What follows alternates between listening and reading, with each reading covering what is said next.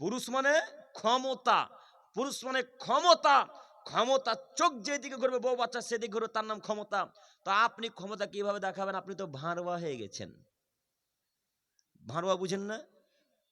আপনি তো বউয়ের কথাই উঠেন, বউয়ের কথাই বসেন। বউ যদি বলে গহিলে, গহিল বুঝেন? গরু রাখার স্থান না, কি বলেন ওটাকে আপনারা? গোয়ালি, গোয়ালখানা না, গোয়াল ঘর, হ্যাঁ গোয়াল ঘর। তো ওই আপনার স্ত্রী যদি ওই গোয়াল ঘরে ঘুমাতে হবে, তো আপনি ল্যাপ কাঁথা ছাড়াই ওখানে ঘুমাবেন কেন? আপনি যে ভাঁড়ুয়া, হ্যাঁ বউয়ের ভাঁড়ুয়া। আপনি তো পুরুষ নন, আপনি তো হিজড়ে। তাই তো স্ত্রীর কথা চলেন। স্বামী মানে ক্ষমতা। এই আমার কথা গেলা বাড়িতে চলবে, তোর কথা মান্যতা দিতে হবে মানে? আমি যা বলো তাই মান্যতা দেয়, তার নাম কি বলেন তো? তার নাম পুরুষ, তার নাম মরদ। হ্যাঁ, এলাকার ভাষাতে কি বলে? মরদ, তার নাম মরদ। তো আপনি কখন কখন বউয়ের কথায় উঠলেন বসলেন গো? আপনি তো বউর কথায় চলবে না, আপনার কথাতে বউ চলবে, আপনার কথাতে স্ত্রী চলবে, আপনার কথাতে মেয়ে চলবে, আপনার কথাতে ছেলে চলবে, আপনার কথাতে বাড়ির সবাই চলবে। তার নাম পুরুষ মানুষ। কথা বুঝেননি? তো আপনার তো অন্তরে ভয় আছে, আপনি যদি তার কথাতে না চলেন তো আপনাকে তার পরের দিন তালাক দিয়ে দিবে। হ্যাঁ, আগে শুনেছি যে স্বামীরা তালাকের ভয় দেখাতো, হ্যাঁ, আর এখন বউয়েরা তালাকের ভয় দেখায়। আর এই ছেলেগুলাও মনে করেছে এত সুন্দর, ভারতবর্ষের সবচেয়ে সুন্দরী স্ত্রী পেয়েছে, আর ছাড়া যায়? একে যদি ছেড়ে দিতে আর তত সুন্দর বউ পাবো না। এখন বউয়ের কথাই উঠি, বউয়ের কথাই বসি, বউ যা বলে তাই মানি। তাই তো এই ছেলেগুলা কেরালা কাজে গিয়েছে, কেরালা কাজে গিয়ে মাসের মাস টাকা যত ইনকাম করে সব টাকা বউয়ের অ্যাকাউন্টে ছাড়ে। মাসের মাস যত টাকা ইনকাম করে সব টাকা বউয়ের অ্যাকাউন্টে ছাড়ে। কেন? তোমার মায়ের অ্যাকাউন্ট নাই? এই ছেলে, তোমাদেরকে বলছি গো, তোমার মায়েদের অ্যাকাউন্ট নাই? আছে তো। তো মায়ের অ্যাকাউন্টে না দিয়ে স্ত্রীর অ্যাকাউন্টে কেন? তুমি যুবক 10 মাস কাজ করো কেরালাতে, তুমি যুবক 8 মাস কাজ করো চেন্নাইয়ে, তুমি দুবাইয়ে বছরের পর বছর, বছরের পর বছর আরব, দুবাই, বাহারাইন, কাতারে থাকো বছরের পর বছর, আর যত টাকা উপার্জন করো সব টাকা কার অ্যাকাউন্টে দিচ্ছ এখন? বইয়ের অ্যাকাউন্টে। বইয়ের অ্যাকাউন্টে টাকা রাখে। এরা মাসের পর মাস, মাসের পর মাস, মাসের পর মাস বইয়ের অ্যাকাউন্টে টাকা রাখে। 7-8 মাস, 1 বছর পর যখন বাড়ি আসছে তখন দেখছে এসে বউ নাই, টাকাও নাই, অন্যজনের হাত ধরে পালিয়ে গেছে। তো বউয়ের অ্যাকাউন্টে টাকাটা রেখে লাভ হলো? তো একে ভাঁড়ুয়া বলবেন না তো কাকে ভাঁড়ুয়া বলবেন? আমি এই জন্য তো ভাঁড়ুয়া বললাম। কথা বুঝেনি?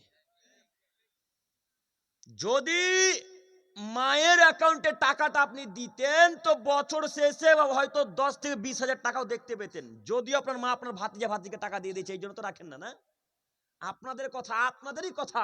দিন রাত তো ফোন করে বলছেন, ভাই আব্দুল করিম ভাই, মাকে যে টাকা দিচ্ছে তো সব টাকা যে মা দিদিকে আর ভাগিনা ভাগিনীকে দিয়ে দিচ্ছে গো, এখন কি করব? আচ্ছা দিচ্ছে, এটাও কিন্তু সত্য, তাই না? আপনি মাসের পর মাস, মাসের পর মাস, বছরের পর বছর কেরালাতে কাজ করছেন, আর সব টাকা আপনার মা আপনার বড় ছোট ভাইকে জমি জায়গা করে দোকান পাচার করে দিল, আপনার ভাগিনা ভাগিনীকে দিয়ে দিল, আপনার জন্য কিছুই রাখেনি। এরকম ঘটে না? ঘটনা কত ঘটনা এরকম আছে। তো এরকম ঘটনা আসলে আছে, তার কারণে সব টাকা স্ত্রীর অ্যাকাউন্টে দিতে হবে না? তা দিতে হবে না। আচ্ছা, মায়ের অ্যাকাউন্টে দেওয়া লাগবে না, স্ত্রীর অ্যাকাউন্টে দিতে হবে না। আপনার নামে তো অ্যাকাউন্ট আছে নাকি? আপনার অ্যাকাউন্টে রাখেন, রাখেন না কেন? নিজের অ্যাকাউন্টে রাখলে সব টাকা থাকতো। মাকে মাসের মাস 10,000 টাকা দিতেন, আর 20,000 টাকা অ্যাকাউন্টে থাকতো। মাসে 30,000 টাকা ইনকাম করেন, আর 30,000 যদি স্ত্রীর অ্যাকাউন্টে রাখেন, এসে দেখবেন বছর শেষে স্ত্রী নয়, টাকাও নয়, অন্যজনের সাথে পালিয়ে গেছে। এখন কোনো লাভ হলো? তো আপনি না এমএ পাস ছাত্র, এই যুবক ভাই, আপনি না বিএড পাস ছাত্র, রায়গঞ্জ কলেজের সব থেকে বড় স্টুডেন্ট আপনি, মানে দামি স্টুডেন্ট, আর আপনার এরকম বিদ্যা? আপনার বিদ্যা তো কাজ করে না। আপনাকে অনুরোধ জানাচ্ছি, নীতি পরিবর্তন করেন। আজকের পর থেকে স্ত্রীর কথাটা আর চলবে না, স্ত্রীরা আমাদের কথাতে চলবে ইনশাল্লাহ। তবে স্ত্রীর কথা মান্যতা দিতে হয় যদি তার কথা শরীয়ত সম্মত হয়। স্ত্রীর মাঝে মাঝে পরামর্শ নেবেন, কেন? আপনার যে বুদ্ধি কাজ করে সেই বুদ্ধি কিন্তু স্ত্রীর তার থেকে বেশি কাজ করতে পারে। আপনার যেটা ব্রেনে নেয় না সেটা কিন্তু ওর ব্রেনে নিতে পারে, নিতে পারে না সাহেব? নিতে পারে। অতএব যে কোনো কাজ করার পূর্বে স্ত্রীর সাথে পরামর্শ নিবেন, করবেন। এরা তো আজকে মায়ের আজকে গাল দিয়ে থইবে না আমাকে, জেরার বেটা তো আমার বিরুদ্ধে কথা বলছে খালি। হ্যাঁ, গাল দিবেই আজকে। গাল দেবে না? না, কে বললো গাল দেবে না? কতদিন বক্তব্য দিয়ে যাওয়ার পর শুনছি গ্রামের মহিলারা আপনাকে গাল দিয়েছে। গাল তো দিবে, দেখ যে যত গাল দেবে আমার তত ভালো। কেন বলেন তো? কিয়ামতের মাঠে আমি নাকি পাবো। সম্মানিত মা ও বোন, আপনাকে বলছি, আপনি একটু বিবেচনা করে চলেন, আমি আপনাকে অপমান করতে আসিনি, আমি আপনার সাথে কোনো শত্রুতা রাখতে আসিনি, আমি আপনাদের এলাকাতে নতুন, আপনারাও আমার কাছে নতুন, তাই না? না আপনাদের সাথে টাকা পয়সা নিয়ে ঝামেলা হয়েছে, জমি জায়গা নিয়ে, কথাবার্তা নিয়ে কোনোদিন কিছু নিয়ে ঝামেলা আছে কি? তার মানে কিছু নিয়ে ঝামেলা নেই, তার মানে আপনাদের সাথে আমার কোনো শত্রুতাও নেই। তো আমি আপনাদেরকে এত কঠিন ও কড়াভাবে কথা বলছি কেন বলেন তো? একটাই উদ্দেশ্য, যেন আমরা সবাই একসাথে জান্নাতে থাকতে পারি। পারবো না ইনশাল্লাহ? তো অতএব মায়েরা, আজকের পর থেকে আর মন খারাপ করবেন না, গালি দিয়েন না। আপনি পারলে আমার জন্য একটু দোয়া করিয়েন, নামাজে নামাজে দোয়া করে বলবেন, আল্লাহ তুমি আব্দুল করিম বেটাকে কবুল করিও, বাস এতটুকু। আল্লাহ কবুল করে নিলে কালিয়াগঞ্জের মানুষ কেন, সারা পৃথিবীর মানুষ যদি আমার বিরোধিতা করে, কেউ টিকতে পারবে? কেউ আর বাঁচা, কেউ আমাকে নামাতে পারবে? কেউ পারবে না। কত বেটা চেষ্টা করলো, হ্যাঁ, কত কাপুরুষেরা চেষ্টা করলো, কিছু হলো? কথা বলেন না কেন? একজনের উপর ভরসা রাখেন সব সময়, আল্লাহ। আর মা যদি বেঁচে থাকে, যদি মা বেঁচে থাকে তো দিন রাত মাকে দোয়া করতে বলেন, দিন রাত। মা যদি বেঁচে থাকে দিন রাত দোয়া করতে বলেন। মা যদি একবার বলে দেয়, আল্লাহ আমার বেটাকে তুমি কবুল করো, দোয়া কবুল হয়ে গেছে। আর দোয়া এদিক ওদিক 19-20 হবে না, তার নাম মা। মায়ের কথা আল্লাহ সঙ্গে সঙ্গে কবুল করে। দিন রাত আমি আমার মাকে বলি, আম্মু যাচ্ছি উত্তর দিনাজপুর, দোয়া করিয়েন। আজ কেউ বাড়ি থেকে বলে এসেছে, আম্মু ভালোভাবে যায়, যেন ভালোভাবে আবার চলে আসে, আপনি দোয়া করিয়েন।